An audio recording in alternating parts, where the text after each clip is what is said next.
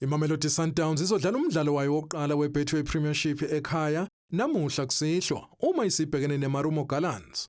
Umqeqeshi wamaSandawana uMiguel Cardoso uthi ulindele umdlalo ongelula. Yeah, of course, good challenge to face the coach again. Let's hope we can succeed, but more than hope, let's work for it to happen, because hope will not bring nothing just by hope.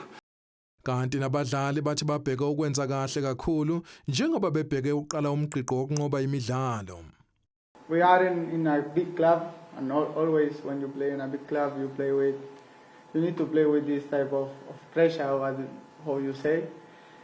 We have a lot of competition in this season, very important for everyone, and I think we want to take everyone. We go game by game and try to give the best for the club. Lo mdlalo uzoqala ligamenxe ihora lesikhombisa namuhla kusihlwa eLoftus Versfeld Stadium.